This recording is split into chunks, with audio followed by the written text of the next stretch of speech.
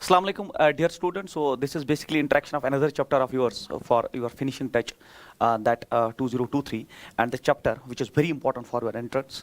आप सब जानते हैं that is EM waves. ठीक है, EM waves जो है पिछले साल अगर आप 2022 की बात करें, दो क्वेश्चंस यहाँ पूछे गए थे.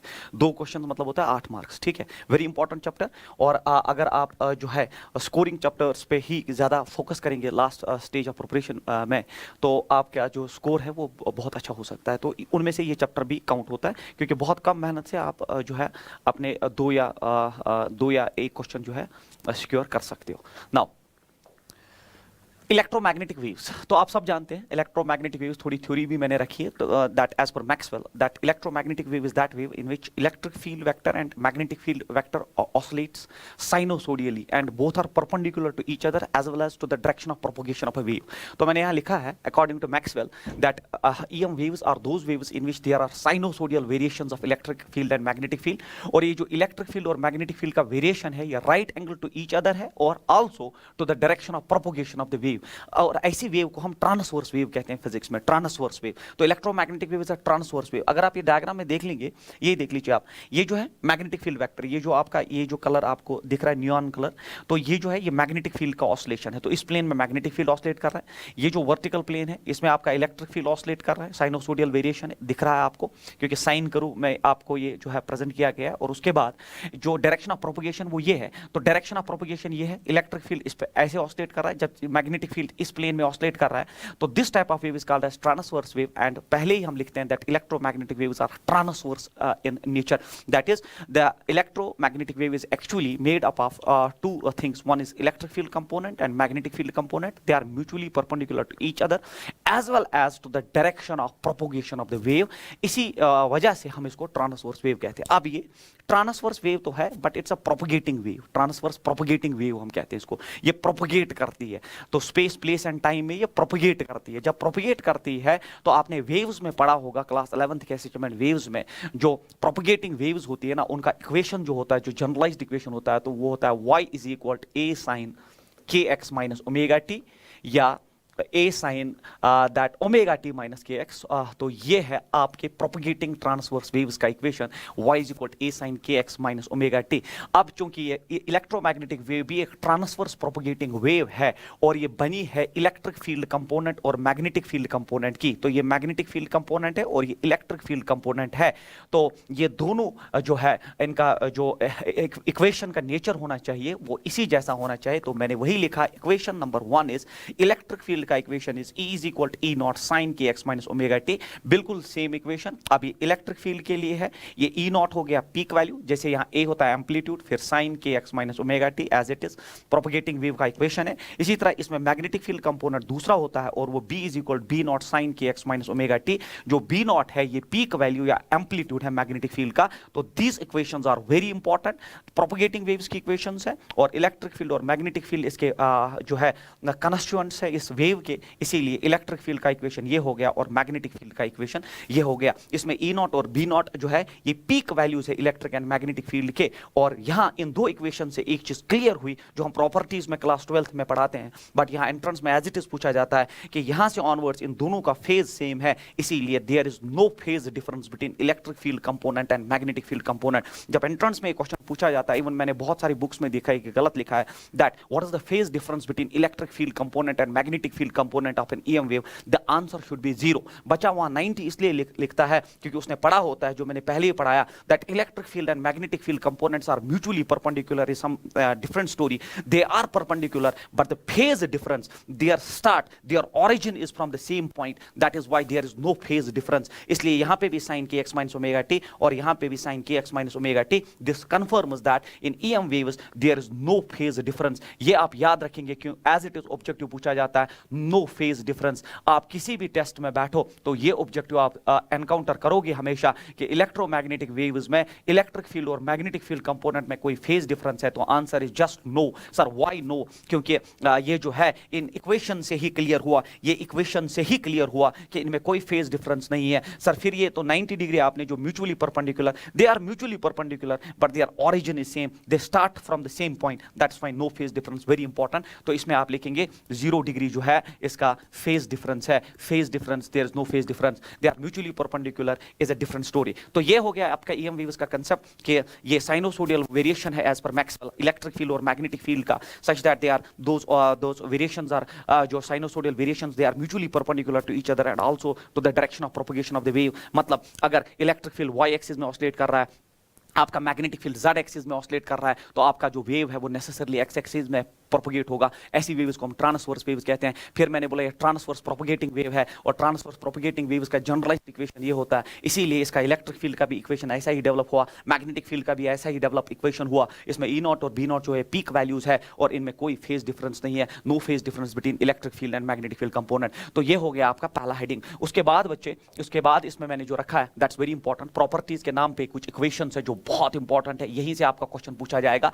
तो पहली बात यह है कि अगर आपको EM वेव का स्पीड निकालना है, इलेक्ट्रोमैग्नेटिक वेव का अगर आपको स्पीड निकालना है, मैं स्लाइड भी साथ ऐड करूंगा और ये स्लाइड पूरी एक्सप्लेन करूंगा. तो इलेक्ट्रोमैग्नेटिक वेव का स्पीड जो होता है वो होता है c इक्वल 3 × 10⁸ मीटर पर सेकंड. बट बच्चों ये वैक्यूम में होता है, इतना मैक्सिमम स्पीड इलेक्ट्रोमैग्नेटिक वेव का सिर्फ वैक्यूम में होता है. और ऑब्टेन कैसे होता है? It is peak value of electric field to the peak value of magnetic field. तो आज के बाद याद रखेंगे जो इक्वेशन में peak value of electric field और इक्वेशन में जो peak value of magnetic field की इक्वेशन में जो इनका रेशो है वही आता है 3 × 10⁸ and this is the speed of an electromagnetic wave in vacuum. मैं यहां पे लिख के रखूं in vacuum where there is no hindrance for the wave to move. तो ये है स्पीड और यही होता है बराबर 1/रूट of mu not epsilon naught, where mu naught is called as permeability of free space. Naught means free space and epsilon naught is called as permittivity of free space. Permittivity आपने electrostatics में encounter किया और permeability आपने magnetism में ही encounter किया और इसी lecture series में जो मैं पिछले दिनों से आपके साथ डिस्कस कर रहा हूं. तो ये हो गया आपका speed of an electromagnetic wave जो है 3 × 10⁸ c के बराबर E naught by B naught के बराबर 1/रूट of mu not epsilon naught. अगर इसमें आप वैल्यूज ड्रॉप करो तब भी वो यही आएगा, इसमें वैल्यूज ड्रॉप करो पीक वैल्यूज तब भी यही आएगा. और एंट्रेंस में as it is units and dimension आपका एक चैप्टर है जो क्लास 11 का पहला चैप्टर है. तो हमसे एंट्रेंस में वो कभी पूछता है what is the dimensional formula of E/B where E is strength of electric field and B is strength of the magnetic field. तो बच्चा आप इलेक्ट्रिक फील्ड के डायमेंशन निकालना चाहता है और फिर मैग्नेटिक फील्ड के और फिर छोड़ देता है. तो याद रखो बच्चों ये तो E/B है और E/B तो स्पीड के बराबर है, तो इसका डायमेंशनल फार्मूला स्पीड के बराबर आना चाहिए और वो होना चाहिए m नॉट L1t-1 क्योंकि स्पीड होता है बराबर distance by time, distance by time it is L1t-1 और ये हो गया इसका डायमेंशनल फार्मूला. और इसका यूनिट अगर वो पूछ ले तो ये मीटर पर सेकंड वही हो गया ना L1t-1. तो ये चीज आप याद रखोगे. तो पहला जो बुलेट मैंने यहां पे बना दिया है वो यही है that speed of an electromagnetic wave in vacuum is given by this equation. But इस बार अगर आप 2022 का क्वेश्चन देखोगे, 2022 का क्वेश्चन देखोगे तो हमसे पूछा गया था speed of an electromagnetic wave in some other medium other than vacuum. तो अदर मीडियम में अगर हमें speed of an electromagnetic wave निकालना है तो इक्वेशन होता है बराबर v medium is equal this. तो मैं आपको यहां पे ये समझाता हूं इसका क्या मतलब है. तो अगर मीडियम में हमें स्पीड निकालना है इलेक्ट्रोमैग्नेटिक वेव का जो नेसेसरली जो है c से कम होगा क्योंकि मीडियम में इलेक्ट्रोमैग्नेटिक वेव्स की स्पीड जो है वो कम हो जाती है बिकॉज ऑफ रिफ्रैक्टिव इंडेक्स. और हमने देखा ये स्पीड जो है ये 1/रूट ऑफ, देख लीजिए आप यहां पे आपका म्यू नॉट है तो यहां पे आपका जो है it is relative permeability, it is mu naught mu r multiply हो जाता है इसको relative permeability and it is epsilon naught epsilon are. तो यहां पे भी मैंने वही लिखा है, देखिए mu r mu not epsilon naught 2022 का क्वेश्चन है. तो मैं यहां पे लिख के रखूं नीट 2022 का ये क्वेश्चन पूछा गया था. मीडियम में स्पीड होती है, मीडियम में स्पीड एक्चुअली होती है तो मैं यहां पे फिर से लिखूं इट इज एक्चुअली 1/रूट ऑफ mu into epsilon. सीधी बात है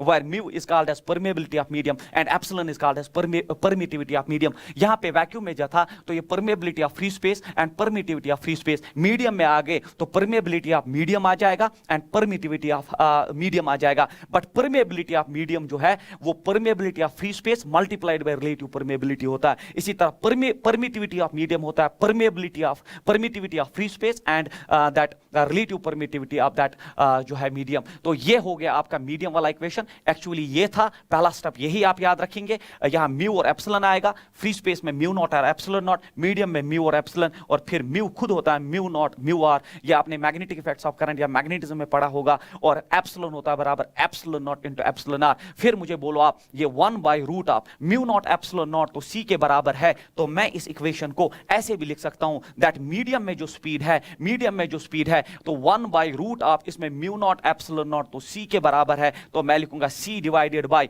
root of mu are, that is relative permeability multiplied by relative permittivity. ये है नीट 2022 का क्वेश्चन, और बिल्कुल यही फॉर्मूला ही पूछा गया था, और आपको 4 नंबर जो है वो चाहता था कि आपको मिले, क्योंकि इक्वेशन सीधे दी थी। मैंने इस पे न्यूमेरिकल भी रखा है, और ये न्यूमेरिकल बहुत अर्ली किसी एंट्रेंस में पूछा भी गया है, तो अगर आप अच्छी प्रैक्टिस करके जाएंगे तो वही चीजें मिलती है जो बिल्कुल बच्चे आपके रेफरेंसेस में है, जो आपने ऑब्जेक्टिव्स घर में प्रैक्टिस किए होते हैं, तो उन्हीं पे या तो फॉर्मूला पूछा जाएगा या आपको न्यूमेरिकल बना के। तो 2022 का ये क्वेश्चन था कि मीडियम में क्या स्पीड है। वैक्यूम में तो सबको पता होता है, बट 2022 में उसने चेंज कर दिया, उसने पूछा मीडियम में क्या स्पीड है, तो ये है आपका मीडियम वाला स्पीड। तो ये हो गया हमारा दूसरा इक्वेशन भी क्लियर। तो वही मैंने लिखा है, देख लीजिए, मीडियम वाली जो स्पीड है, मीडियम वाली जो स्पीड है बच्चों, ये मैंने यहाँ पे जो है फिर से लिख दिया, मीडियम वाली स्पीड जो है c divided by mu are epsilon r, जो मैंने पीछे एक्सप्लेन किया। तो ये आपका ये हो गया, और फिर याद रखेंगे, फिर आप याद रखेंगे, इस स्लाइड में मैं ऐड कर दूंगा,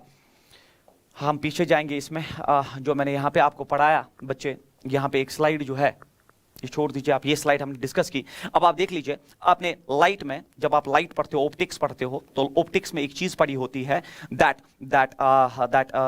mu refractive index is equal c by v, है ना। रिफ्रैक्टिव इंडेक्स होता है बराबर सी बाई वी, या वी होता है सी बाई म्यू, तो वी होता है बराबर सी डिवाइडेड बाई म्यू। ये आपने ऑप्टिक्स में पढ़ा होता है। रिफ्रैक्टिव इंडेक्स का डेफिनेशन क्लास 10th में, that refractive index equal speed of light in vacuum to the speed of light in medium, या वी होता है बराबर सी बाई म्यू। अगर आप इन दो इक्वेशंस को कंपेयर करो तो ये तो मीडियम वाली स्पीड ही है, तो मीडियम वाली स्पीड है सी डिवाइडेड बाय म्यू, और यहां मीडियम वाली speed c divided by this thing है। तो म्यू तो रिफ्रैक्टिव इंडेक्स होता है बच्चों, रिफ्रैक्टिव इंडेक्स क्लास 10th और 12th में, तो यहां सी और सी मैच कर गया, मीडियम और वी मीडियम मैच कर गया, तो यहां म्यू है, और यहां पे आपका root of mu are epsilon naught r epsilon r, that is relative permittivity and relative permeability. तो यहां से हमें एक इंपॉर्टेंट ऑब्जेक्टिव मिला। आज के बाद याद रखोगे, आपका जो म्यू है, जिसको आप रिफ्रैक्टिव इंडेक्स कहते हो, ये होता है बराबर root of mu are epsilon are. तो आज के बाद याद रखना ये इंपॉर्टेंट फॉर्मूला कि आपका refractive index of the medium, refractive index of the medium जो आप ऑप्टिक्स में पढ़ते हैं, वो actually root of relative permeability multiplied by relative permittivity. ये म्यू इसके साथ कंफ्यूज नहीं करना, ये जो म्यू है आपका, ये आपका रिफ्रैक्टिव इंडेक्स है, जबकि ये म्यू आर जो है, ये रिलेटिव परमेबिलिटी मैग्नेटिज्म की क्वांटिटी है, और एप्सिलॉन आर आपका रिलेटिव परमिटिविटी है। तो ये एक इंपॉर्टेंट सेट ऑफ इक्वेशंस यहां डेवलप हो रहा है, जो मैंने अपनी स्लाइड में जो है यहां पे देख लीजिए। ये आपका V मीडियम जो है आपका C बाई म्यू है, where mu is called as refractive index. और याद रखना, जो ये रिफ्रैक्टिव इंडेक्स होता है बराबर, ये होता है root of that is relative permeability multiplied by relative permittivity. तो यहां पे देख लीजिए, यहां मैंने लिखा है refractive index is this root of mu r and epsilon r. सारी इंपॉर्टेंट इक्वेशंस है। फिर और एक चीज है, ये इक्वेशन भी बहुत इंपॉर्टेंट है। क्यों सर इंपॉर्टेंट है? क्योंकि मैंने अभी आपको एक चीज पढ़ाई, मैंने बोला इलेक्ट्रिक फील्ड का इक्वेशन होता है बराबर ई नॉट, प्रोपेगेटिंग वेव का इक्वेशन ही होता है sine of k x minus omega t, या मैंने आपको बी भी पढ़ा दिया, it is B naught sine of k x minus omega t, no phase difference, वो तो पूरा हमने एक्सप्लेन किया। अब इस इक्वेशन में आप यहां से अगर आप इस ओमेगा को के से डिवाइड करो, या यहां पे मैग्नेटिक फील्ड से उठा के ओमेगा को के से डिवाइड करोगे, तो ये ओमेगा बाई के भी आपको स्पीड देगा। हम इसको डायमेंशनली प्रूव कर सकते हैं, यूनिट्स एंड डायमेंशन से प्रूव कर सकते हैं कि ये ओमेगा डिवाइडेड बाई के भी आपको स्पीड देगा। तो वही मैंने लिखा है, v is equal omega by k is also equal the speed. और कभी कभी इन पे भी हमें डायरेक्टली ऑब्जेक्टिव मिलते हैं कि आपको इक्वेशन प्रोवाइड करता है इलेक्ट्रिक फील्ड की, मैग्नेटिक फील्ड की, फिर बोलता है उस इलेक्ट्रोमैग्नेटिक वेव का स्पीड निकालो, तो आपको ओमेगा बाई के भी स्पीड देगा। बट सबसे इंपॉर्टेंट बात यह है कि जब ये ओमेगा बाई के निकालोगे, आप ओमेगा बाई के आप जब निकालोगे, या तो ये सी के बराबर होगा, दैट इज 3 × 10⁸, तो आपको ये पता चलना चाहिए कि वो वेव तब वैक्यूम में प्रोपेगेट कर रही है। तो अगर ओमेगा बाई के हमें स्पीड स्पीड देता है और वो ओमेगा के न्यूमेरिकल में करने पे आपका वो वैल्यू 3 × 10⁸ आता है। इससे कंफर्म होता है कि इलेक्ट्रोमैग्नेटिक वेव वैक्यूम में मूव कर रहा है। बट अगर ओमेगा के लेस देन 3 × 10⁸, क्योंकि ज्यादा आ नहीं सकता, अगर लेस देन 3 × 10⁸ मीटर पर सेकंड से आया तो उससे कंफर्म होता है कि आपका इलेक्ट्रोमैग्नेटिक वेव वैक्यूम में नहीं मूव कर रहा है, आपका इलेक्ट्रोमैग्नेटिक वेव किसी और मीडियम में मूव कर रहा है जिसमें लाइट की स्पीड कम होती है। वही मैंने लिखा है v = ω/k, it can be और can not be equal to c। ये है इसका मतलब, और बहुत कम बच्चों को ये भी पता होता है कि ω/k भी स्पीड देता है, बट ये एक टूल बनता है हमें इलेक्ट्रोमैग्नेटिक वेव्स में ये कंफर्म करने के लिए कि वेव वैक्यूम में चल रही है या किसी और मीडियम में। तो वैक्यूम में कब चल रही है सर? अगर ω/k का वैल्यू जो है 3 × 10⁸ आपके पास आ जाता है तो वैक्यूम कंफर्म हो गया। बट अगर ω/k का वैल्यू 3 × 10⁸ से कम आता है तो उस वक्त आपकी वेव जो है वो वैक्यूम में नहीं किसी और मीडियम में चलती है। वेरी इंपॉर्टेंट इक्वेशंस, अगर आप ये करके जाओगे आई गारंटी यू कि आपका जो क्वेश्चन है वो EM वेव से गलत नहीं होगा। उसके बाद जो है और एक स्लाइड है यहाँ पे, दैट इज पॉइंटिंग वेक्टर। ये भी एक प्रॉपर्टी है इलेक्ट्रोमैग्नेटिक वेव्स की, एज इट इज एक एंट्रेंस में डायरेक्टली पूछा गया है पॉइंटिंग वेक्टर। अब ये पॉइंटिंग वेक्टर क्या होता है? पॉइंटिंग वेक्टर नथिंग बच्चों, ये एक आसान चीज है। Poynting vector simply gives us an idea of that energy propagated by an electromagnetic wave per unit area per unit time. अगर आपसे कोई पूछे पॉइंटिंग वेक्टर क्या देता है तो आप बोलना ये हमें देता है energy propagated by an electromagnetic wave per unit area per unit time. ये है पॉइंटिंग वेक्टर की डेफिनेशन। मतलब अगर एक इलेक्ट्रोमैग्नेटिक वेव किसी मीडियम से गुजर रही है तो वो कितना एनर्जी कैरी कर रही है पर unit area per unit time, वो हमें आपका पॉइंटिंग वेक्टर देता है। और अगर अब आप देखोगे एनर्जी का यूनिट जो है वो होता है जूल, एनर्जी का यूनिट होता है जूल, डिवाइडेड बाय एरिया का हो गया metre square, multiplied by time का हो गया second. But joule per second होता है बराबर power, and power is watt. तो ये इसका यूनिट भी एंट्रेंस में एज इट इज पूछा जा सकता है, watt by metre square is the unit of Poynting vector. तो ये है पॉइंटिंग वेक्टर का डेफिनेशन। तो पॉइंटिंग वेक्टर एक्चुअली आपको intensity of the electromagnetic wave देता है, क्योंकि ये है पावर है ना, joule by second is power by metre square, power by area ही तो हम इंटेंसिटी हम कहते हैं। तो पॉइंटिंग वेक्टर हमें एक्चुअली इंटेंसिटी का आइडिया देता है इलेक्ट्रोमैग्नेटिक वेव का, बट हम इससे इंटेंसिटी कैलकुलेट नहीं करते हैं, हम इससे और कुछ काम करते हैं। हम पॉइंटिंग वेक्टर से direction of propagation of electromagnetic wave का आइडिया लगाते हैं। वो कैसे, वो भी ऑब्जेक्टिव पूछा जाता है और मैं यहाँ पे डिफाइन करूंगा। फिलहाल आप याद रखो Poynting vector simply gives us energy propagated by an EM wave per unit area per unit time. Unit हो गया joule by metre square into second, joule by second, watt by metre square, वही मैंने लिखा है, इसका unit हो गया watt by metre square. और पॉइंटिंग वेक्टर का जो इक्वेशन है वो आप याद रखेंगे, ये होता है बराबर 1/μ0, it is permeability of free space and then it is E cross B। E cross B ये क्रॉस प्रोडक्ट है, मल्टीप्लिकेशन नहीं है। इलेक्ट्रिक फील्ड वेक्टर जो है और मैग्नेटिक फील्ड वेक्टर का क्रॉस प्रोडक्ट। और याद रखना आज के बाद ये जो E क्रॉस B वेक्टर है बच्चों, ये E क्रॉस B वेक्टर हमें देता है direction of propagation of EM wave, direction of propagation of EM wave, आपका जो है direction of propagation of EM wave, propagation of EM wave हमें देता है। तो मैंने वही बोला था, हम EM वेव्स का इसे इंटेंसिटी इस फार्मूला से नहीं, हम और एक फार्मूला यूज करते हैं इंटेंसिटी निकालने के लिए, मैग्नीट्यूड निकालने के लिए। बट ये पॉइंटिंग वेक्टर हमें इसमें जो E क्रॉस B है वो हमें आइडिया देता है कि direction of propagation of EM wave कहां की तरफ प्रोपगेट करेगा। तो कैसे पता करोगे? E को बाउंड करना है B में, जो आप क्रॉस प्रोडक्ट में जानते हैं, A cross B, B cross A। तो यहाँ पे E क्रॉस B जो है आपको direction of propagation of EM wave देगा, direction of propagation of EM wave देगा जब आप E को जो है क्रॉस करोगे B के साथ। This is an objective as it is जो है ये पूछा जाता है। फिर आप E क्रॉस B के बदले EB साइन थीटा लिख सकते हो, इसको फर्दर ब्रेक कर सकते हो, क्योंकि इलेक्ट्रिक फील्ड और मैग्नेटिक फील्ड परपेंडिकुलर होते हैं EM वेव्स में। सो साइन ऑफ 91 होता है, तो मैग्नीट्यूड के लिए बनेगा EB/μ0। फिर आप बाकी इक्वेशंस भी इससे डेवलप कर सकते हैं, बट पॉइंटिंग वेक्टर आप याद रखेंगे, इससे हम direction of propagation of EM wave calculate करते हैं। इसका यूनिट होता है वॉट बाय मीटर स्क्वायर। उसके बाद जो है और एक सेट ऑफ इक्वेशन, यहीं से तो क्वेश्चन आपका पूछा जाएगा बच्चे, आई गारंटी यू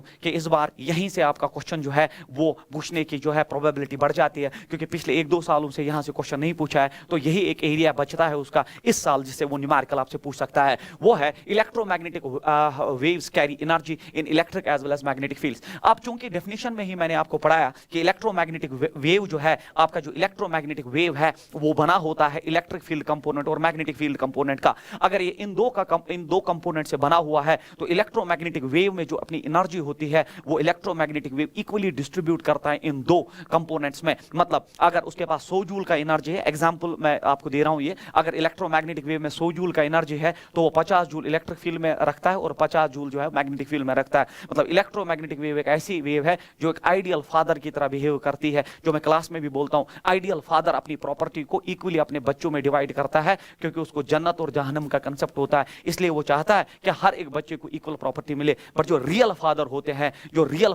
हैं, वो क्या करते हैं, किसी बच्चे को ज्यादा प्रॉपर्टी दी, किसी बच्चे को कम प्रॉपर्टी और किसी को निकाल ही दिया। तो ऐसा नहीं करता इलेक्ट्रोमैग्नेटिक वेव, ये आइडियल फादर की तरह बिहेव करता है। जो ये इसके दो बच्चे हैं, ये इलेक्ट्रिक फील्ड कंपोनेंट से बना है और मैग्नेटिक फील्ड कंपोनेंट से बना है, तो ये अपनी एनर्जी को इक्वली डिस्ट्रीब्यूट करता है इन दो कंपोनेंट्स में। वही मेरा पहला बुलेट है। ऑब्जेक्टिव पूछा जा सकता है, electromagnetic waves carry energy in electric and magnetic field components, and believe me this energy is equally distributed between electric and magnetic fields. तो मैंने लिखा होगा this energy is equally distributed between these components, in components के बीच में equally distribute करता है। ये electromagnetic wave का नेचर रहता है। फिर पहला पॉइंट जो है, अब देखिए, अब सर अब आपने बोला कि इक्वली एनर्जी को डिस्ट्रीब्यूट करता है। एग्जांपल में आपने बोला 100 जूल टोटल एनर्जी है, 50 इसको, बट रियलिटी में आप इलेक्ट्रिक फील्ड के पास कितनी एनर्जी रखता है और मैग्नेटिक फील्ड के पास कितनी एनर्जी रखता है। तो ये इक्वेशंस आपको ज़बानी याद करनी पड़ेंगी। एनर्जी डेंसिटी इन इलेक्ट्रिक फील्ड कंपोनेंट होता है half of epsilon naught e square. Sir ये हमने कहां पढ़ा है? ये आपने कैपेसिटर इलेक्ट्रोस्टैटिक्स में पढ़ा होता है।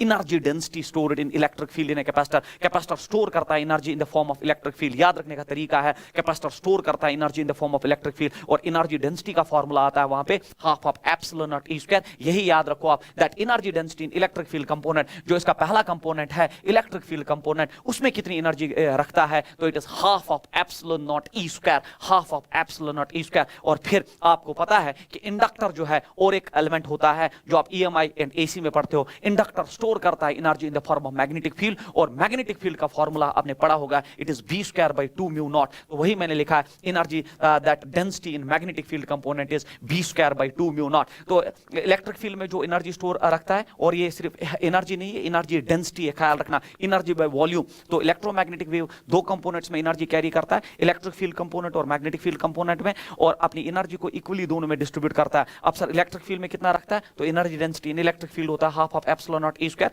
कैपेसिटर में डिराइव करते हैं, याद रखो। और फिर मैग्नेटिक फील्ड में जो एनर्जी डेंसिटी है that is b square by 2 mu naught. ये आपने ईएमआई में पढ़ा होगा इंडक्टर में, तो याद रखने का तरीका b square by 2 mu naught याद रखेंगे। और फिर टोटल एवरेज एनर्जी डेंसिटी, अब ये इलेक्ट्रिक फील्ड वाला हो गया, ये मैग्नेटिक फील्ड वाला हो गया। सर टोटल कितना है? तो टोटल सीधी सी बात है, इन दो का सम होगा। वही मैंने लिखा है half of epsilon naught e square plus b square by 2 mu naught. और फिर हमें पता है, तो ये डायरेक्टली ऑब्जेक्टिव में आपसे पूछा जाता है, total energy density average, total energy density stored in EM wave is half of epsilon naught e square plus b square by 2 mu naught. फिर वो ऑप्शन बदल सकता है, वो ये ऑप्शन लेगा, ये ऑप्शन लेगा। तो बच्चा बाहर आके बोलता है ये तो पढ़ा ही नहीं, इन दो का तो सम है। बट हमने जो ऊपर लॉजिक आपको मेंशन किया कि ये इक्वल एनर्जी होती है, अगर ये इसके बराबर है तो इसी का 2 टाइम्स लो। जब इसका आप 2 टाइम्स लोगे, क्योंकि ये और ये बराबर होने की वजह से, या इसका 2 टाइम्स या इसका 2 टाइम्स, तो आप जब इसका 2 टाइम्स लिया तो 2 और कैंसिल होगा, तो यहां बनेगा एप्सिलॉन नॉट ई स्क्वायर। और जब आप इसका 2 टाइम्स लोगे, 2 कैंसिल होने पे b square by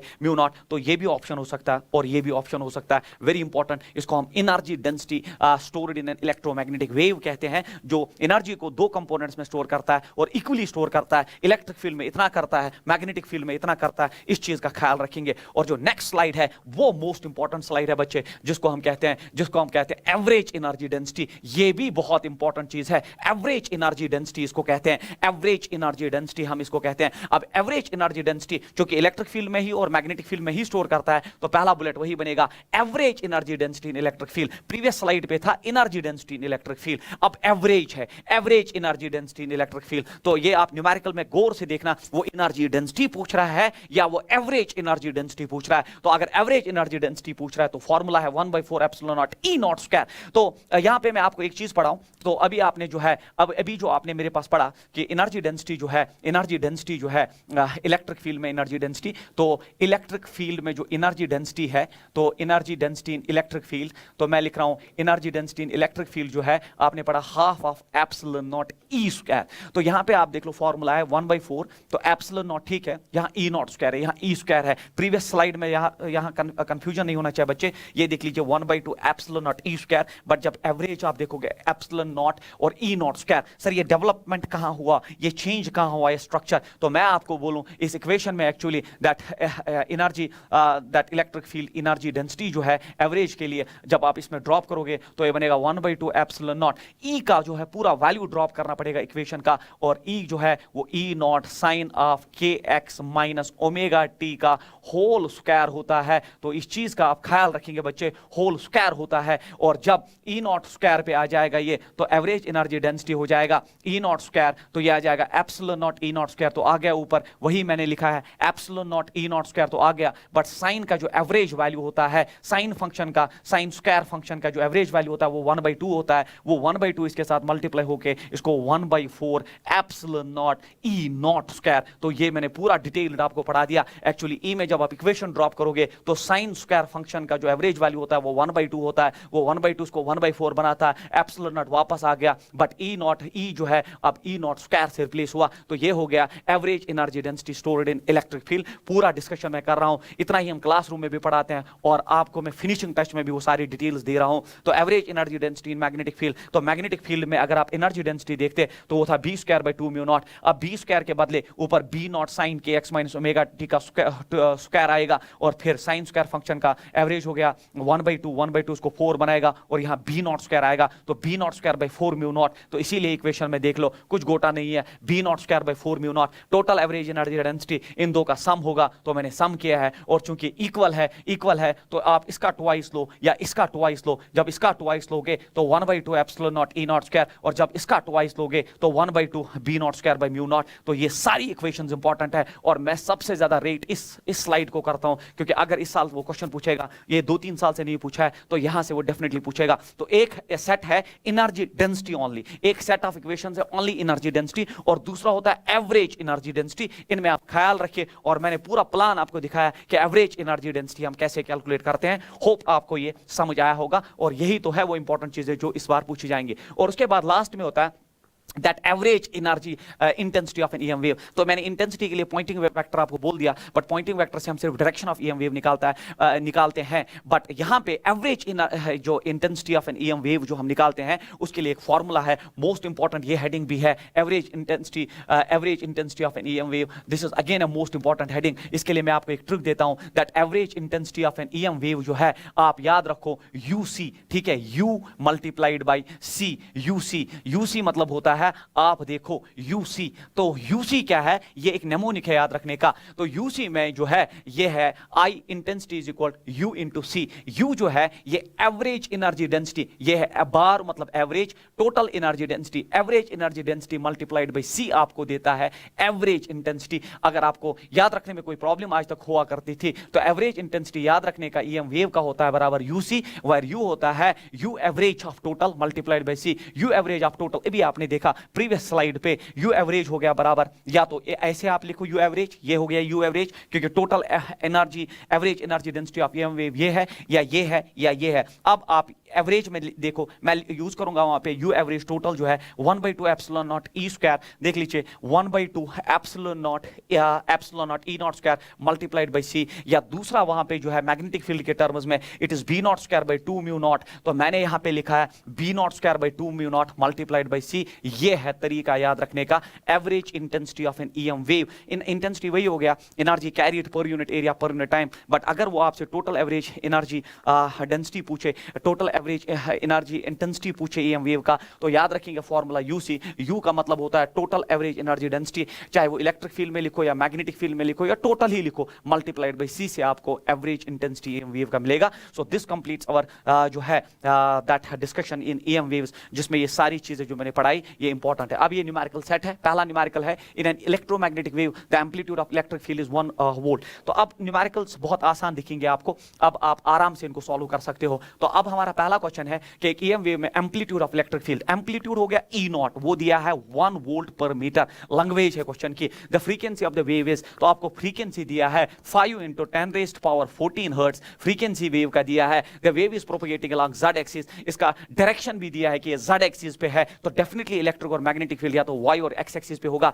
the average energy density of electric field, देख लीजिए 4 बार इस चीज को पढ़िए, average energy density of electric field, average energy density नहीं पूछ रहा है। और मैंने आपको पढ़ाया है that average energy density of electric field is, average energy density जो है, एवरेज एनर्जी डेंसिटी इन इलेक्ट्रिक फील्ड जो है मैं आपको पढ़ा चुका हूं, इलेक्ट्रिक फील्ड में होता है बराबर it is 1/4 epsilon naught E not square, जिस पे मैंने बहुत स्ट्रेस दिया था अभी, तो आपको ये निकालना है विल बी, तो अब लिखेंगे आप 1/4 एप्सिलॉन नॉट होता है 8.8 × 10⁻⁻12 और multiplied by E not square, E not square मतलब होता है 1 स्क्वायर, तो इससे कोई फर्क नहीं पड़ेगा। 4 2 ज़ा 8 2 ज़ा 8, इट इज 2.2 × 10⁻12, तो जूल पर क्यूबिक मीटर, तो जूल पर क्यूबिक मीटर, क्योंकि डेंसिटी निकाल रहे हो तो इट इज 2.2 × 10⁻12। तो बच्चे, जो बच्चा यहां लिखेगा एनर्जी डेंसिटी में लिखेगा 1/2 एप्सिलॉन नॉट ई स्क्वायर, उसका क्वेश्चन गलत होगा, उसका वैसा ऑप्शन भी आपको यहां मिलेगा और फिर वो बोलेगा की बदल गई है, मैंने तो ठीक किया था।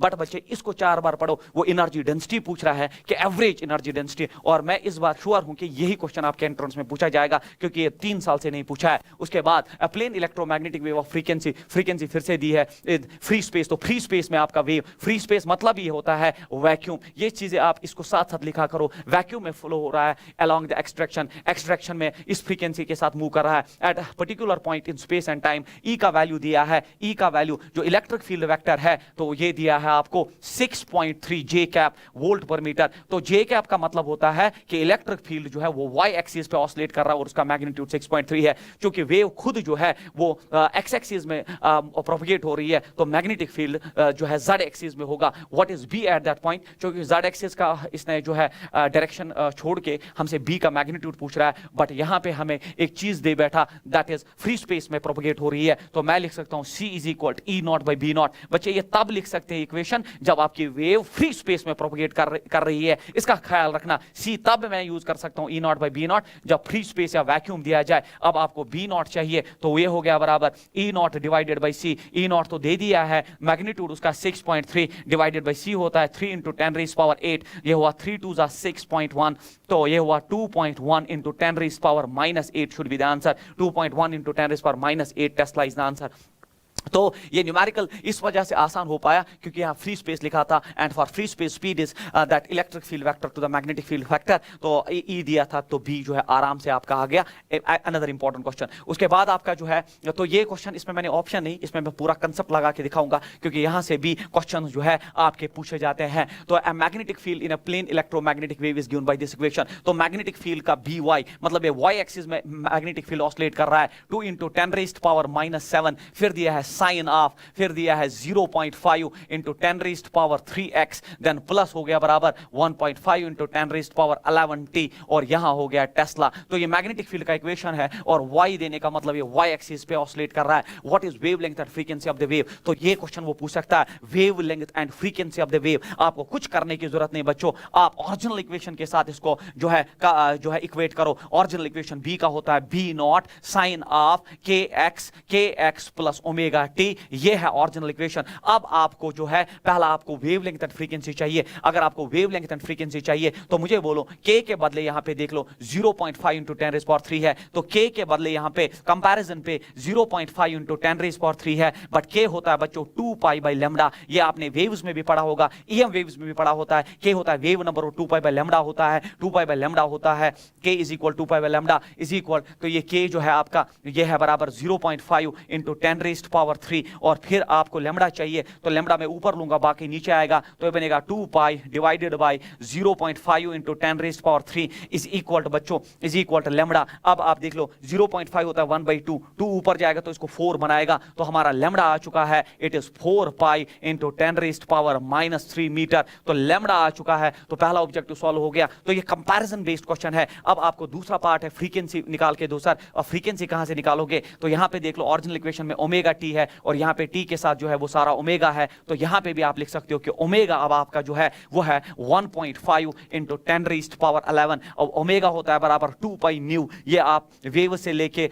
एसी तक पढ़ चुके होते हो, तो आपका जो 2 पाई न्यू है ओमेगा होता है 2 पाई बाई टी और 1 बाई टी होता है फ्रीक्वेंसी, और फ्रीक्वेंसी अब आराम से आ जाएगा 1.5 into 10⁻11 divided by 2 pi hertz is the answer. तो ये आ गया आपका फ्रीक्वेंसी। तो इस न्यूमेरिकल में मैं पूरा कंसेप्ट दिखा रहा हूं कि जब भी इस पैटर्न का क्वेश्चन आए, चाहे इलेक्ट्रिक फील्ड इक्वेशन आए, मैग्नेटिक फील्ड इक्वेशन आए, ओरिजिनल इक्वेशन के साथ कंपेयर करो, ओमेगा और के निकालो। जैसे ओमेगा और के जो है आपके पास ओमेगा और के, ओमेगा आप फ्रीक्वेंसी देगा और के आपको वेवलेंथ देगा। फिर मैंने एक क्वेश्चन पूछा है, write down an expression for the electric field x in metres and t in seconds. तो इसमें एक्स मीटर्स है, टी सेकंड्स, वो तो हम पहले से लेके चल रहे हैं। अब आपको बोल रहा है कि अगर मैं मैग्नेटिक फील्ड का इक्वेशन दे रहा हूं तो इलेक्ट्रिक फील्ड का इक्वेशन निकाल के दो। तो यहां बच्चा फंस जाता है। तो इलेक्ट्रिक फील्ड का तो इक्वेशन आ जाएगा ई not sine of k x minus omega t या प्लस ओमेगा टी। ये माइनस होता है, ये नेगेटिव एक्स एक्सिस पे, पॉजिटिव एक्स एक्सिस पे मूव कर रहा है, और अगर यहाँ प्लस है तो वो नेगेटिव एक्स एक्सिस, वो आप जानते हैं। तो ये है इलेक्ट्रिक फील्ड का इक्वेशन। बट हमें ये इक्वेशन में ई नॉट निकाल के देना है, उसको के निकाल के देना है, उसको जो है ओमेगा निकाल के देना है। अब चूंकि मैं आपको बोल चुका हूं पीछे कि ईएम वेव्स का जो फेज डिफरेंस है वो 0 होता है, इसलिए ये वाला पार्ट जो है ये दोनों वेव्स में बराबर होगा, इलेक्ट्रिक फील्ड कंपोनेंट में भी और मैग्नेटिक फील्ड कंपोनेंट में भी। ये जो साइन वाला पार्ट है ये कॉमन होगा, तो इसको निकालने की जरूरत नहीं है। तो मैं लिखूंगा ई जो है ई नॉट निकालना है बस, फिर ये हो गया साइन ऑफ, अब के एक्स के बदले, अब के एक्स के बदले मैं सारा लिखूंगा क्योंकि there is no phase difference, 0.5 into 10⁻³ ये हो गया 0.5 इंटू 10⁻³ देन इट इज, वहां प्लस लिखा है तो प्लस ही लिखिए। तो यहां पे जो है आपका जो है ये प्लस में लिखा है, it's 1.5 into 10⁻11t, 1.5 into 10⁻11p, तो प्लस 1.5 इंटू 10⁻11t। तो यहाँ पे प्लस माइनस कुछ भी आप लिख सकते हो बच्चे। और ये हो गया आपका, तो इतना पार्ट तो हमें निकाल के सर अगर प्रॉब्लम है तो ई नॉट है। अब बच्चा बोलता है सर हम लिखेंगे C is equal E naught by B naught, but मुझे बोलो ये आप तब लिख सकते हो C is equal E naught by B naught. Sir b naught हमें प्रोवाइडेड है, बी नॉट हमें प्रोवाइडेड है सर, ये हो गया बी नॉट 2 इंटू 10⁻⁻7, तो वहां से C भी पता है तो ई नॉट आ जाएगा। बट ये किस हक से आप इक्वेशन यूज करोगे, क्योंकि ऐसा तो क्वेश्चन में कहीं नहीं लिखा है कि इक्वेशन फ्री स्पेस में मूव कर रहा है। इसमें लिखा है magnetic field in a plane wave is given by this, what is the wavelength and frequency, write down an expression for the electric field. तो अब आप फंस गए सर, ये वेव अब कहां चल रही है? अगर ये वैक्यूम में चल रही है तब हम बिल्कुल हक से लिख सकते हैं C is equal E naught by B naught, but अगर ये और किसी मीडियम में चल रही है तब ये इक्वेशन जो है हम नहीं लिख सकते। अब मैंने एक टूल आपको पीछे थ्योरी में दिया था कि अब आपको कंफर्म करना है कि वेव कहां चल रही है। तो ये जो है ये आपका ओमेगा टी है, ये आपका ओमेगा टी है, ये प्लस है यहाँ पे के एक्स। तो मैंने एक तरीका आपको पीछे दिया था, वो तरीका था कि आप V is equal omega by के निकालो, और अगर ओमेगा बाई के 3 इंटू 10⁻8 है तब ये वैक्यूम में चल रहा है, और अगर ये 3 इंटू 10⁻8 से कम है तब ये किसी और मीडियम में चल रहा है। तो मैं वही करने जा रहा हूं, ओमेगा को 1.5 इंटू 10⁻11 को के से डिवाइड करने जा रहा हूं 0.5 इंटू 10⁻3। तो पहली फुर्सत में पॉइंट और पॉइंट निकालो, 5 3 हो गया 15, तो V हो गया बराबर 3 इंटू 10⁸ मीटर पर सेकंड। ये कंफर्म हो चुका है कि ये वेव सच में आपका जो है फ्री स्पेस में प्रोपगेट हो रहा है। अब जब कंफर्म हो चुका है अब ये हक से लिखा जा सकता है, और अब मैं ई नॉट भी निकाल सकता हूं। तो ई नॉट हो गया बराबर C बी नॉट, C है बराबर 3 इंटू 10⁸, और बी नॉट का वैल्यू भी मेरे पास है। कितना है बी नॉट का वैल्यू? वो तो इस इक्वेशन में है 2 इंटू 10⁻⁻7, तो मैं लिखूंगा इन 2 इंटू 10⁻⁻7। तो ये हो गया 3 2 6 into 10⁻10 and it is 60 volt पर मीटर। अब मेरे पास ई नॉट आ चुका है, और अब मैं यहां लिख सकता हूं, अब मैं यहां इक्वेशन में लिख सकता हूं E is equal 60 sine of 0.5 into 10⁻3x plus 1.5 into 10⁻11t। इसलिए मेरे बच्चे ये क्वेश्चन मैंने डिजाइन किया था जिसमें मैं आपको अब ये सारी चीजें जो मैंने क्लियर की कि कैसे हम ओमेगा, कैसे हम वेवलेंथ, कैसे हम फ्रीक्वेंसी, कैसे हम एक एक्सप्रेशन को डेवलप कर सकते हैं प्रीवियस एक्सप्रेशन से, और उसमें वो टूल भी मैंने यूज किया जिससे ये पता चलता है कि वेव किस मीडियम में प्रोपगेट करती है। तो ये मोस्ट इंपॉर्टेंट क्वेश्चन था। उसके बाद आपका क्वेश्चन नंबर जो है, क्वेश्चन नंबर नेक्स्ट से पहले आपका एक हेडिंग है यहाँ पे, that's called as displacement current. अब ये डिस्प्लेसमेंट करंट क्या है? देख लो बच्चे, करंट इलेक्ट्रिसिटी में आपने एक टाइप ऑफ करंट पढ़ा होता है जिसको हम कंडक्शन करंट कहते हैं। कंडक्शन करंट वो करंट होती है which is because of motion of electrons in a conductor. जब कंडक्टर में आप सोर्स कनेक्ट करते हो तो जो कंडक्टर में करंट चलती है because of motion of electrons, उस करंट को हम कंडक्शन करंट कहते हैं। बट यहाँ पे हमारे पास एक करंट आ जाती है जिसका नाम है डिस्प्लेसमेंट करंट। अब ये डिस्प्लेसमेंट करंट किस चीज को कहते हैं? डिस्प्लेसमेंट करंट वो करंट होती है एज पर मैक्सवेल, ये डिस्प्लेसमेंट करंट है वो करंट होती है which gets created on the surface of a conductor because of variation of electric flux. जब भी एक कंडक्टर या कहीं स्पेस में इलेक्ट्रिक फ्लक्स वेरी करता है, जब इलेक्ट्रिक फ्लक्स वेरी करता है तो वहां पे डेवलपमेंट होता है एक करंट का, उस स्पेस में, उस फ्री स्पेस में एक करंट डेवलप होती है जिसको हम डिस्प्लेसमेंट करंट कहते हैं। तो displacement current is because of variation of electric flux in space, while as conduction current is because of motion of electrons in a conductor. ये ख्याल रखिए। सर ये कहां होता है डिस्प्लेसमेंट करंट? ये होता है कैपेसिटर के दो प्लेट्स के बीच में, जहां पे जब कैपेसिटर को आप सोर्स के साथ कनेक्ट करते हो तो चार्ज ग्रो होने में दो प्लेट्स में थोड़ा टाइम लगता है। जिस टाइम में चार्ज ग्रो होता है उसी टाइम में जो है, जब चार्ज ग्रो होता है तो फील्ड चेंज होता है, इलेक्ट्रिक फील्ड चेंज होता है, और जब फील्ड चेंज होता है तो फ्लक्स चेंज होता है। जब इलेक्ट्रिक फ्लक्स चेंज होता है तो जन्म होता है करंट का, जिस करंट का नाम है डिस्प्लेसमेंट करंट। ऐसा मैक्सवेल ने कहा था, तो मैंने लिखा है this current is developed when electric flux changes with time. यही आपको याद रखना है। तो जब इलेक्ट्रिक फ्लक्स टाइम के साथ चेंज होता है तो वहां जन्म होता है डिस्प्लेसमेंट करंट का। और याद रखना कैपेसिटर के दो प्लेट्स में ऐसा होता है, magnitude of this current is equal to that of conduction current. अब अगर आप सर्किट की बात करो बच्चे, अगर आप सर्किट की बात करो, ये आपका एक कैपेसिटर है, आपने इसको एक सोर्स के साथ कनेक्ट किया है, आपने इसको सोर्स के साथ कनेक्ट किया है, ये प्लस ये माइनस है। तो दिमाग कहता है सर यहां पे जो करंट चलेगी वायर में उसको हम डिस्प्लेसमेंट करंट, उसको हम कंडक्शन करंट कहेंगे, उसको बच्चे हम कंडक्शन करंट कहेंगे, क्योंकि because of motion of electrons. तो यहां पे भी कंडक्शन करंट होगा, बट यहां पे तो ब्रिज टूटा हुआ है, इन दो प्लेट्स में जो करंट चलेगी उसी को हम डिस्प्लेसमेंट करंट कहते हैं। अब मुझे बोलो, अगर यहां वायर में कंडक्शन करंट चल रहा है और कैपेसिटर के बीच में हवा में जो करंट चल रहा है वो डिस्प्लेसमेंट करंट है because of variation of electric flux. और अगर ऐसा सर्किट में करंट चल रहा है तो जितना कंडक्शन करंट होगा उतना ही डिस्प्लेसमेंट, क्योंकि जितना करंट यहां से गया उतना ही वापस यहां सर्किट में क्लोज हो जाएगा। तो कंडक्शन करंट का मैग्नीट्यूड हमेशा डिस्प्लेसमेंट करंट के बराबर, जिसको ये पता उसका न्यूमेरिकल सॉल्व हो जाता है,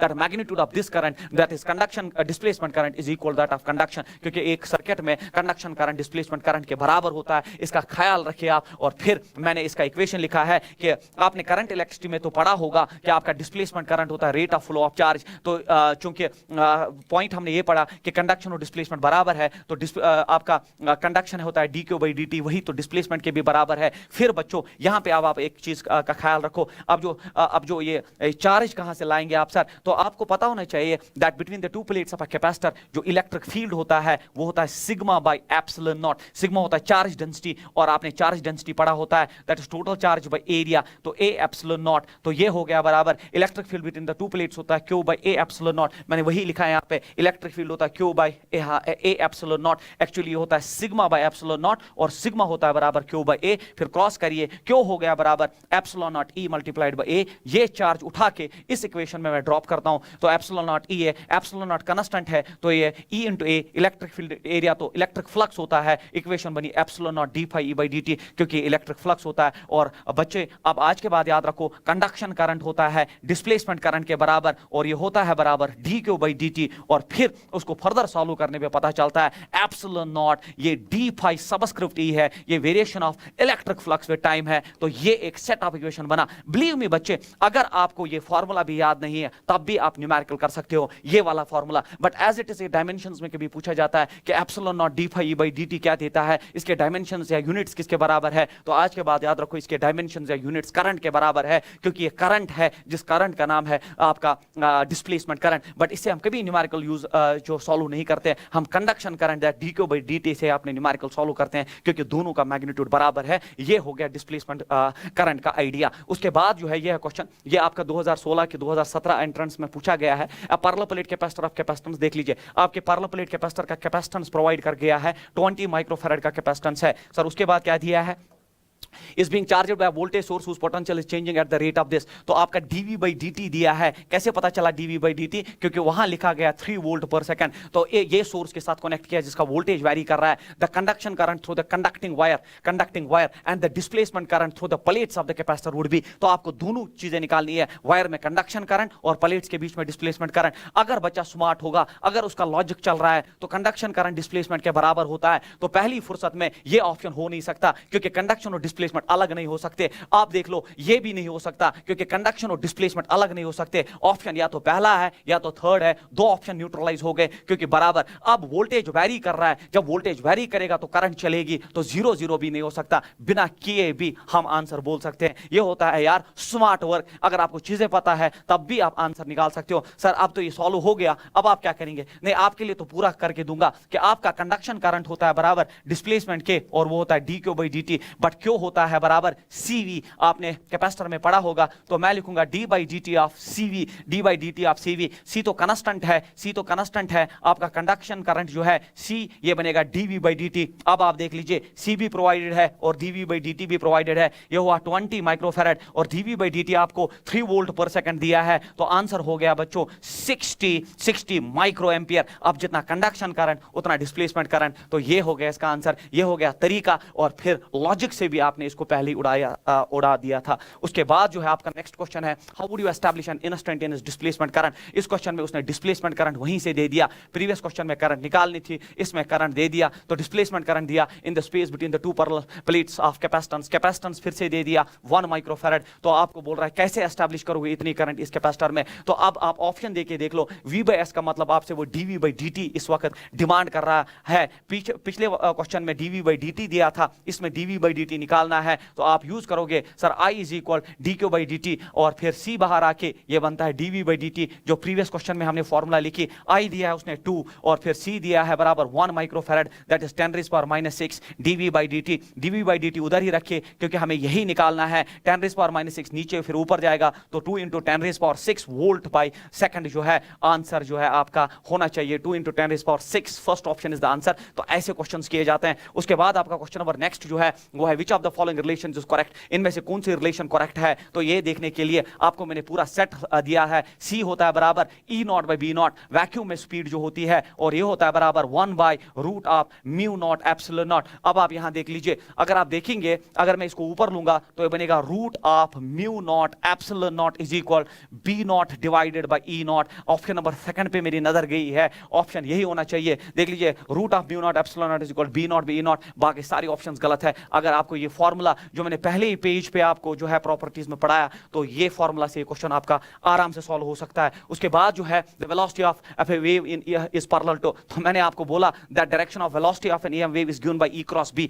E क्रॉस B आपको direction of propagation of an EM wave देता है, जो मैंने पॉइंटिंग वेक्टर में पढ़ाया, तो E cross B should be the right answer. B cross C गलती से भी नहीं लिखेंगे क्योंकि क्रॉस प्रोडक्ट एंटी कम्यूटेटिव होता है, E क्रॉस B कभी B क्रॉस C के बराबर नहीं होगा। तो याद रखना, direction of propagation of an EM wave is actually given by Poynting vector, and Poynting vector में इक्वेशन है 1/μ0, it is E cross B। तो आपका ईएम वेव का डायरेक्शन तो E क्रॉस B है, और ईएम वेव इसी के पैरेलल चलेगी, तो option number second is the right choice for this question. उसके बाद आपका क्वेश्चन जो है डायमेंशंस ऑफ एप्सिलॉन और d phi E by dt, मैंने अभी बोला था आपको यूनिट्स एंड डायमेंशंस में पूछा जाएगा, और ये करंट के बराबर होता है, क्योंकि मैंने आपको बोला कि डिस्प्लेसमेंट करंट होता है बराबर epsilon not and it is rate of change of electric flux, जो हमने डिराइव किया था। सिर्फ यही क्वेश्चन यहां से हम कर सकते हैं कि ये चार्ज, ये करंट आपको देता है, बाकी न्यूमेरिकल हम displacement conduction current dq by dt से आराम से कर सकते हैं। उसके बाद आपका क्वेश्चन जो है that in an EM wave the phase difference between electric and magnetic field, मैंने पीछे आपको थ्योरी में पढ़ाया कि इलेक्ट्रिक फील्ड और मैग्नेटिक फील्ड में फेज डिफरेंस 0, मैक्सिमम बच्चे π/2 लिखते हैं, और इवन कुछ रेफरेंसेस में पिछले साल तक ये गलत था, अब थोड़ा मॉडिफाई कर दिया है।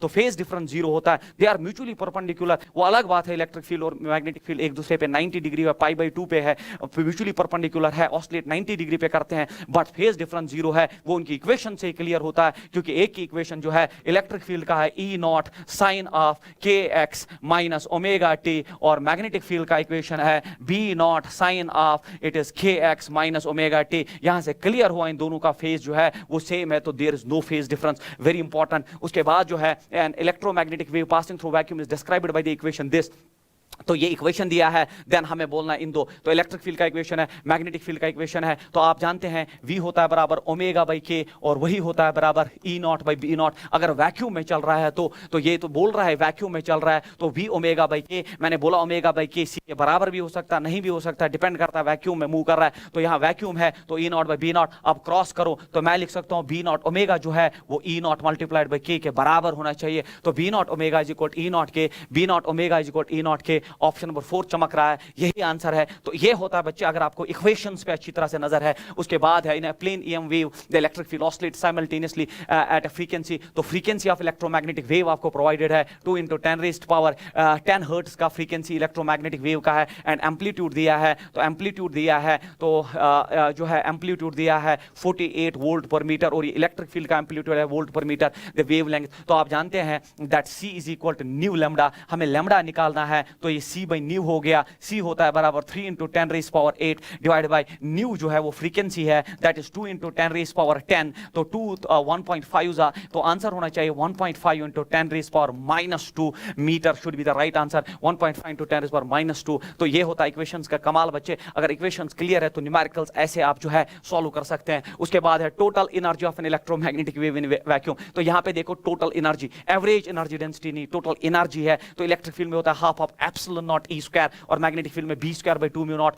ऑप्शन नंबर 4 जो है, जो मैंने पीछे स्लाइड्स में सारा डिटेल्ड पढ़ा दिया, तो एनर्जी टोटल है इलेक्ट्रिक फील्ड और मैग्नेटिक फील्ड में, और ये इसके बराबर है। ट्वाइस भी ऑप्शन हो सकता था या इसका ट्वाइस ऑप्शन हो सकता है। तो डायरेक्टली फॉर्मूला बेस्ड क्वेश्चन। उसके बाद आपका क्वेश्चन है in a sinusoidal wave the time required for a particular point to move from equilibrium position to maximum displacement is 0.17 then the frequency. तो आपको साइनोसोडियल वेव का पूरा इंफॉर्मेशन होना चाहिए। ये होता है साइनोसोडियल वेव। तो साइनोसोडियल वेव में ये होता है यहां तक जो टाइम पीरियड एक क्रस्ट और ट्रफ में जो टाइम पीरियड वो t होता है, आधी वेव का टाइम पीरियड t/2 होता है और 1/4 वेव का t/4 होता है। और ये वही कह रहा है कि साइनोसोडियल वेव में time required for a particular point to move from equilibrium position to maximum displacement. तो इक्विलिब्रियम पोजीशन से, तो ये इक्विलिब्रियम पोजीशन है और मैक्सिमम डिस्प्लेसमेंट तक, तो इक्विलिब्रियम पोजीशन से मैक्सिमम डिस्प्लेसमेंट तक जो टाइम लग रहा है वो t/4 है, और वो t/4 है और वो t/4 उसने दिया आपको 0.17। तो t किसके बराबर हुआ 0.17 इंटू 4। तो ये हो गया आपका टाइम पीरियड। जब टाइम पीरियड आ गया, अब आपसे फ्रीक्वेंसी पूछ रहा है, तो फ्रीक्वेंसी होता है बच्चों 1/t। तो 1/t के बदले आप लिख सकते हो 1/0.17 इंटू 4। जब आप ये सॉल्व करोगे बच्चे, it is 1.47 hertz is the right answer for this question. ये है साइनोसोडियल वेव का इंफॉर्मेशन। यहां से यहां तक टोटल टाइम t है, आधी वेव का t/2 है, चौथे हिस्से का t/4 है। t/4 ही उसने बोला था मीन से टॉप पोजीशन तक जो टाइम है वो 0.17। वहां से मैंने t की इंफॉर्मेशन कैलकुलेट की और फ्रीक्वेंसी होता है टोटल टाइम पीरियड का इनवर्स, और आपका आंसर आ चुका है। In an EM wave in free space the root mean square value. तो ये भी एक इंपॉर्टेंट क्वेश्चन है, root mean square value electric field का दिया है। ये आप एक्चुअली एसी का कंसेप्ट है जो अगला लेक्चर हमारा होगा, बट आप फिनिशिंग टच में हो तो ये मान के हम चलते हैं, आपको ये चीजें पता है। तो आपको ERMS वैल्यू दिया है इलेक्ट्रिक फील्ड का। ये भी एक ट्रेंडिंग क्वेश्चन है जो यहां से पूछा जाता है। 6 वोल्ट पर मीटर का हमसे पूछ रहा है peak value of magnetic field. Peak value of magnetic field तब निकाल पाओगे जब peak value of electric field होगा, और उसने ERMS वैल्यू दिया है, और ERMS वैल्यू होता है E0/√2। सर ये कहां से आपने लाया? ये मैंने AC से लाया, जिसमें AC में RMS वैल्यू, पीक वैल्यू, और RMS और पीक में रिलेशन होता है ERMS इज E0/√2। तो E0 हमें आ चुका है, इट इज 6√2। मुझे जो वैल्यू जरूरत है वो E0 है, क्योंकि मैं जानता हूं C होता है बराबर E0/B0। अब मैं B0 निकाल सकता हूं, और ये हो गया बराबर E0 divided by C। E0 हमें जो है मिल चुका है 6√2 divided by C, it is 3 into 10 raise power 8, 3 2 जा 6। Answer should be 2√2 into 10 raise power -8 should be the answer. But 2√2 नहीं दिया है, तो हम थोड़ा और स्टेप आगे करेंगे। ये हो गया 2√2 हो गया बच्चों 1.414 इंटू 10 रेज पावर -8। अब आप मल्टीप्लाई कर सकते हो, तो B0 का वैल्यू आया 818 multiplied by 2, 2.818 into 10 raise power -8 जो है tesla should be the answer. 2.8 into 10 raise power -8 पहला ही ऑप्शन चमक रहा है। So this is the answer of this question. तो RMS वैल्यू को पहले पीक में लाई और फिर पीक से ही आप इस क्वेश्चन को सॉल्व कर सकते हैं। गलती से भी RMS वैल्यू ड्रॉप नहीं करना। This is very important question. उसके बाद यहां पे है इलेक्ट्रोमैग्नेटिक स्पेक्ट्रम। बच्चों जितना भी अभी तक हमने डिस्कशन किया, तो सर वो किन वेव्स के बारे में था? ये जो हमने न्यूमेरिकल्स के, ये जो फॉर्मूलाज हमने पढ़े, ये किन वेव्स के बारे में था? तो आंसर है इलेक्ट्रोमैग्नेटिक वेव्स। और उन्हीं इलेक्ट्रोमैग्नेटिक वेव्स को हमने एक ऑर्डर में अरेंज किया होता है, और उस ऑर्डर को अरेंज करने में जो एक चीज बनती है उसी को हम कहते हैं इलेक्ट्रोमैग्नेटिक स्पेक्ट्रम। अब सर ये जो इलेक्ट्रोमैग्नेटिक वेव्स है ये कौन कौन सी है? तो मैं आपको इसमें एक स्लाइड ऐड करता हूं। आपको पता होना चाहिए कि EM वेव्स जो है 2021 में यहां से भी एक क्वेश्चन पूछा गया था, एक मीडियम वाला जो मैंने पहले ही डिस्कस किया 2022 में, और फिर EM वेव्स का दूसरा क्वेश्चन वो भी मैंने इसमें जो है रखा है। तो याद रखोगे आप EM वेव्स का ये जो पैटर्न मैं लिखने जा रहा हूं, डायरेक्टली आस्क्ड ऑब्जेक्टिव्स है। ये होता है गामा रे, उसके बाद बच्चे होता है एक्स रे, ये जो ऑर्डर है बहुत इंपॉर्टेंट है। उसके बाद होता है यूवी नहीं होता यूराइसिंग, इट्स अल्ट्रा वायलेट। उसके बाद होता है विजिबल लाइट, जो आप ऑप्टिक्स में पढ़ते हो, विजिबल लाइट। उसके बाद होता है आपका आपका इंफ्रारेड, उसके बाद होता है माइक्रोवेव्स, उसके बाद होता है रेडियो एंड टीवी वेव्स जिसको आप मनोरंजन के लिए यूज करते हैं, है ना। रेडियो एंड टीवी वेव्स जिसमें आप जो है मनोरंजन के लिए इसको यूज करते हो। आप मनोरंजन मतलब होता है एंटरटेनमेंट, और एंटरटेनमेंट का मतलब होता है जैसे अरिजीत का गाना कभी जो बादल बरसे, वो आप इन वेव्स से जो है, इन वेव्स से ही जो है प्रोपेगेट करते हैं, कभी जो बादल बरसे एंड सो ऑन।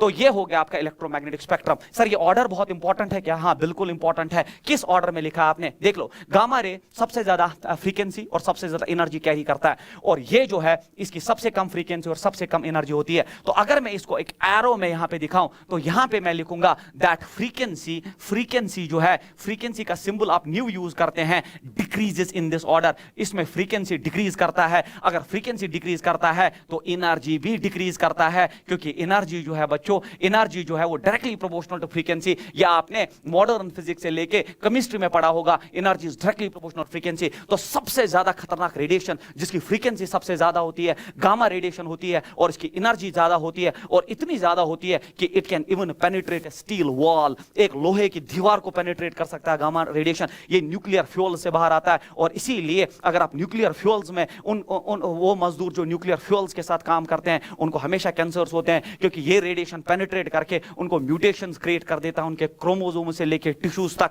तो ये है आपका गामा रेडिएशन, बहुत ही खतरनाक है। उसके बाद एक्सरे आता है, जिसे मेडिकल इंडस्ट्री में आप यूज करते हो अपनी बॉडी स्कैन करने के लिए। तो दैट इज व्हाई ये रिकमेंड किया जाता है कि ज्यादा एक्सरे मत करो, क्योंकि जितने ज्यादा एक्सरे उतने ज्यादा रेडिएशन आपकी बॉडी पे और उतना ज्यादा खतरा। इसीलिए जो एक्सरे टेक्नीशियन होता है वो एक लोहे की दीवार के पीछे जाता है, और फिर एक पेशेंट का, क्योंकि उसको बहुत एक्सरे दिन को करने हैं, तो he is prone to radiation and उसको डिजीज होने का खतरा रहता है, इसीलिए वो लोहे की दीवार के पीछे। और जो अटेंडेंट पेशेंट के साथ होता है उसको बोलता है बाहर जाओ, बट अटेंडेंट जो है ना एक्सरे टेक्नीशियन को पहले एक्सरे के लायक बना देता है, बोलता है मैं बाहर नहीं जाऊंगा, मुझे इसके साथ रहना है। वो तो तुम्हारे लिए बोल रहा है कि तुम बाहर जाओ यार, बच जाओगे, अननेसेसरी रेडिएशन बॉडी पे गिरेगी, और जब तुम्हारा नंबर आएगा तो उस वक्त आपकी प्रॉब्लम हो जाएगी। दैट इज व्हाई आपको बाहर निकलना चाहिए जब एक्सरे हम यूज करते हैं। अल्ट्रावायलेट रेडिएशन देख लो आप, ये कॉस्मिक इन नेचर होता है स्टार्स और सन से, और ऊपर वाले ने हमें इनसे बचाने के लिए ऊपर एटमॉस्फेयर में एक लेयर बनाई होती है जिसको ओजोन लेयर होती है। ऊपर वाले को पता है कि ओजोन, ये रेडिएशन अगर ह्यूमन टिश्यू पे गिर जाए तो कैंसर्स को लीड करता है, तो इसीलिए ऊपर वाले ने ओजोन का एक लेयर रखा है जो इसको प्रिवेंट करता है। तो जब ये रेडिएशन इस नंबर पे इतना खतरनाक है कि ऊपर वाले ने हमें बचाने के लिए ओजोन लेयर का इंतजाम किया, एक्सरे कितना खतरनाक होगा। दैट इज व्हाई एक्सरे ज्यादा नहीं करने चाहिए, और अगर आप पेशेंट के साथ है तो एक्सरे रूम से बाहर आना चाहिए। उसके बाद विजिबल लाइट, ऑप्टिक्स तो आप पूरा चैप्टर ही पढ़ते हो क्लास 12th में। इंफ्रारेड रेडिएशंस मतलब होते हैं हीट रेडिएशंस जो आपकी बॉडी से लिविंग टिश्यू से बाहर आते हैं। इन इंफ्रारेड रेडिएशंस को आप अपने रिमोट कंट्रोल में टीवी के चैनल को चेंज करने के लिए, जब आप चैनल चेंज करते हो, कभी जो बादल बरसे से आप एनडीटीवी पे चले गए तो वो जो रेडिएशन निकलती है रिमोट कंट्रोल से वो इंफ्रारेड रेडिएशन होती है। और इवन आजकल इंफ्रारेड टेक्नोलॉजी पे गन बेस्ड है जो रात को किसी भी ऑब्जेक्ट को उड़ा सकते हैं जहां से इंफ्रारेड रेडिएशन है, हीट रेडिएशन, चाहे वो कुत्ता ही आगे क्यों ना हो उसको उड़ा देता है। जहां से हीट आई मतलब लिविंग टिश्यू है और उड़ा दो उसको, इंफ्रारेड टेक्नोलॉजी होती है। माइक्रोवेव ओवन्स में आप अपने मुर्गे तो तैयार करते हो। रेडियो एंड टीवी वेव्स तो मैंने पहले ही बोल दिया, अरिजीत सिंह आ जाएगा इसमें। तो ये हो गया इसका ऑर्डर। और फिर आप जानते हो, आप सब जानते हो C होता है बराबर न्यू इंटू लैम्डा। तो यहां क्लियर है कि frequency is inversely proportional to wavelength,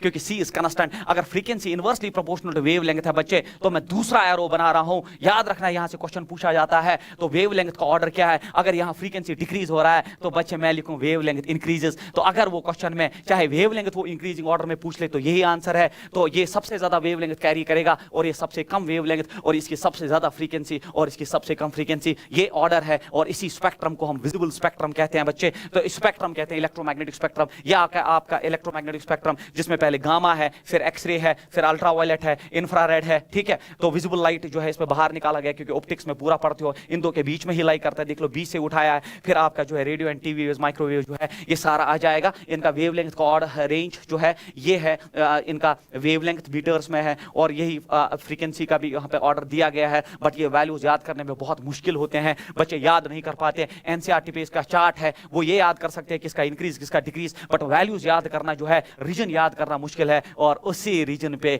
उसने 2022 का जो है नीट का क्वेश्चन पूछा था जो आपको 4 मार्क्स देता। तो मैंने देखा कि इवन जो बड़े बड़े यूट्यूब पे चैनल्स चलती है ना, टीचर्स ने इंटरेक्ट किया उसी टाइम जो है पेपर इंटरेक्ट किया। तो कुछ टीचर्स का मैंने देखा तो उन्होंने बोला कि ये तो नॉलेज बेस्ड क्वेश्चन है, आपको एनसीईआरटी से याद करना पड़ेगा कि यहाँ लिस्ट है, इलेक्ट्रोमैग्नेटिक वेव्स है, एएम रेडियो वेव्स है, माइक्रोवेव्स है, इंफ्रारेड रेडिएशंस है, एक्स रेज है, तो ये ऑर्डर याद करना पड़ेगा आपको और कोई चारा नहीं है बच्चे। चारा है, अगर आप याद भी नहीं करते तब भी ये न्यूमेरिकल सॉल्व हो सकता है। लॉजिक फिल्ड क्वेश्चन है, ये लॉजिक से किया जा सकता है अगर आपका कंसेप्ट अच्छा है। कंसेप्ट ये है सर, अभी देख लीजिए लिस्ट 1 में आपको इलेक्ट्रोमैग्नेटिक वेव्स है, लिस्ट 2 में वेवलेंथ्स है। तो मुझे बोलो, जो मैंने अभी ये चार्ट बनाया तो मैंने बोला सबसे ज्यादा wavelength radio and TV waves की है, सबसे कम वेवलेंथ गामा रे की है। इतनी नॉलेज लेके आप इस क्वेश्चन को कर सकते थे। देख लो एएम एंड रेडियो वेव्स, तो रेडियो वेव्स का वेवलेंथ सबसे ज्यादा, इस लिस्ट में देखना था वेवलेंथ सबसे ज्यादा किसका है। देखो 10⁻⁻10, 10⁻², 10⁻², 10,